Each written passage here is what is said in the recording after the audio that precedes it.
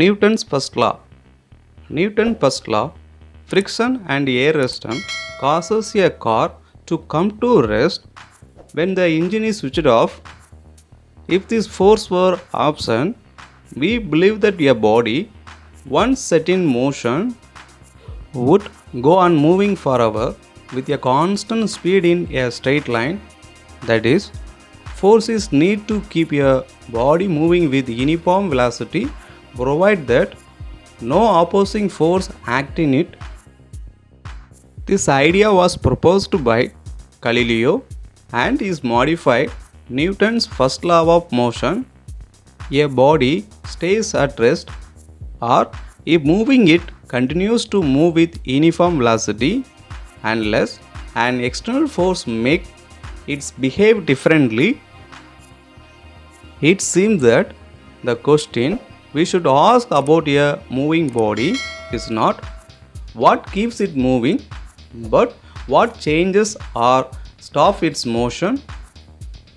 The smaller the external force opposing a moving body, the smaller is the force needed to keep it moving with uniform velocity. You can see the image of the diagram.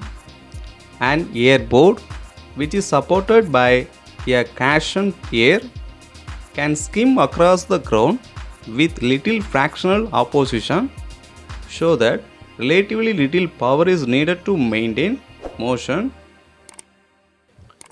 Newton's first law is another way of saying that all matter has a built-in opposition to being moved, if it is a rest or if it is moving, to having its motion changed.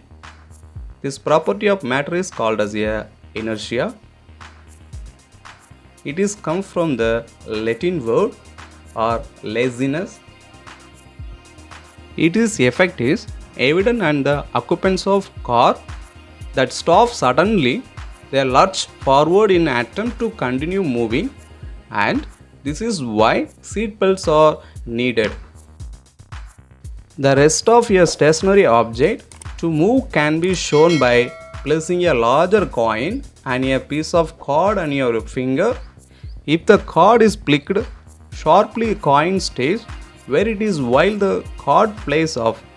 The larger the mass of a body, the greater is its inertia, the more difficult it to move it when at rest and to stop it when in motion.